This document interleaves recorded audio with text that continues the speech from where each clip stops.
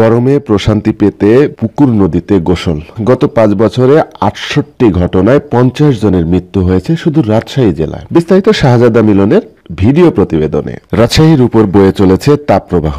এই তাপপ্রবাহ থেকে রক্ষা পেতে অনেকে পুকুরে এবং নদীতে গোসল করছেন। সাঁতার জানাদের সাথে সাঁতার না জানা শিশু কিশোররাও একইভাবে পুকুর ও নদীতে গোসল করছে গরম থেকে রক্ষা পেতে। উদ্বেগের বিষয় হচ্ছে স্কুল কলেজ এবং বিশ্ববিদ্যালয়ের অনেক শিক্ষার্থী বন্ধুদের সাথে নিয়ে গোসল করছেন, যেটি তার পরিবার জানতে পারছে না। এমনকি স্কুল ফাঁকি দিয়ে পদ্মা নদীর পাড়ে অনেকে গোসল করতেও দেখা গেছে। নাম প্রকাশে অনিচ্ছুক কয়েকজন শিক্ষার্থী জানান তারা ব্যাগে বাড়তি কাপড় নিয়ে আসেন যেদিন নদীতে গোসল করবে। গোসল করে আবার স্কুল ড্রেস পরে তারা নিজ নিজ বাড়িতে ফিরে যান স্কুলের ছুটির সময়ে। রাজশাহীর লালন শাহ মঞ্চের পেছনে পদ্মা নদীতে গোসল করছিল একই রকম 7 জনের এক শিশু কিশোরের দল। তারা সকলে মালদা কলোনির বাসিন্দা। এই 7 সদস্যের শিশু কিশোরের দল সবচেয়ে ছোট যে ছেলে সে একমাত্র সাঁতার জানত, বাকি 6 জন সাঁতার জানে না বলে নিশ্চিত হওয়া গেছে। রাজশাহীর আইবাদ এলাকার রিপন সাগর, ওয়াহেদ সহ বেশ কিছু শিশু কিশোরের দেখা মিলে নদীতে গোসল করা অবস্থায়। তাদের সাথে কথা বলে জানা গেছে তারা স্থানীয় বাসিন্দা। পুকুরে কিংবা টিউবওয়েলের পানিতে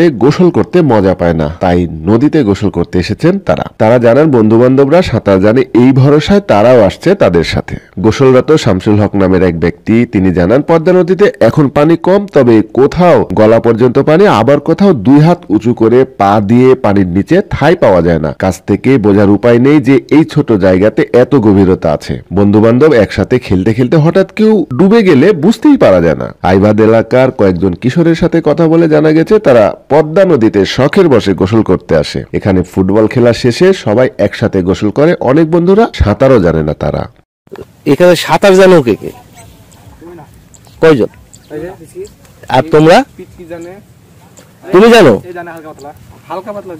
ধরো তোমরা এখানে সাঁতার কাটতে যে বাই চান্স যদি কেউ ডুবে যেতে থাকো পানির স্রোতে, তাহলে তোমাদেরকে ধরে টেনে নিয়ে আসার জন্য কাউকে তো জানতে হবে সাঁতার।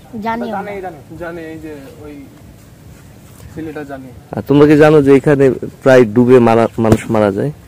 গত 2 দিন আগেও মারা গেছে, শুনেছো? শোনোনি? জানো না?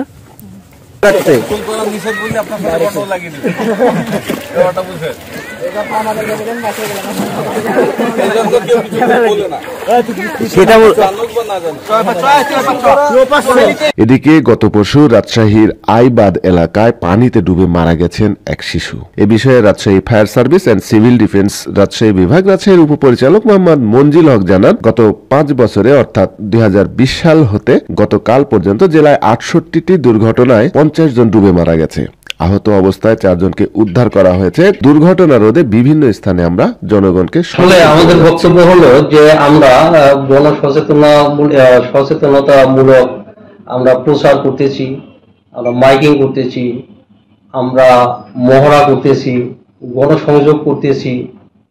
এগুলো বিষয়ে মানুষকে সচেতনতা বৃদ্ধি করার জন্য, যাতে আগুন বা অন্য কোনো দুর্ঘটনা, এমনকি ইদানিং বজ্রপাত বড় ধরনের একটা দুর্যোগে পরিণত হয়েছে, এই বিষয়ে আমরা মানুষকে সচেতন করতেছি। এবং বিভিন্ন স্কুল কলেজে আমরা প্রশিক্ষণ প্রদান করতেছি ছেলে মেয়েদেরকে আগুন সম্পর্কে বা দুর্ঘটনায় কিভাবে তারা হেল্প করবে বা নিজেরা যাতে দুর্ঘটনা না পড়ে এর জন্য তারা কি করবে। নদীতে যেন যারা সাঁতার জানে না বিশেষ করে তারা কোনো অবস্থাতেই নদীতে যেন গোসল করতে না নামে, ইত্যাদি বিষয়গুলো আমরা সচেতন করতেছি। আমরা এই বিষয়গুলো আমাদের স্টেশন কর্তৃপক্ষ, আমাদের গাড়ি, আমাদের লোক বল নিয়ে আমরা সচেতন করতেছি। এখন গরমের সময়, যার কারণে অনেক রাজশাহীর শিশু কিশোররা কিন্তু এই পদ্মা নদীতে গোসল করতে আসছে। তবে গোসল করতে যে অনেকে যারা সাঁতার জানেন তাদের জন্য কিছুটা সুবিধা থাকলো, যারা হালকা সাঁতার জানেন কিংবা পুরোটাই জানেন না তাদের জন্য কিন্তু একেবারে খুব খারাপ অবস্থা নিয়ে আসতে পারে এই পদ্মা নদীর পানি। যদিও এখন পরিস্থিতি খুব ঠান্ডা দেখে মনে হচ্ছে, তবে গভীরতা কিন্তু অনেক বেশি।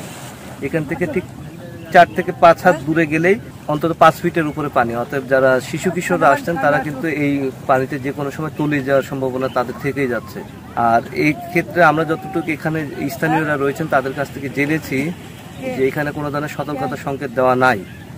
কোনো নিরাপদ দূরত্বে রেখে গোসল করানোর সুযোগ করে দিন, তারা যাতে পদ্মা নদীর আশেপাশে না আসে সেই বিষয়ে আপনার সর্বোচ্চ সতর্ক থাকুন। কারণ গত কয়েকটা বছরে আমরা দেখেছি এখানে প্রায় 10 থেকে 12 জন শিশু কিশোর মারা গেছেন। মাত্র 2 দিন আগেও কিন্তু রাজশাহীতে এই একজন যুবক মারা গেছেন যিনি গোসল করতে এসেছিলেন।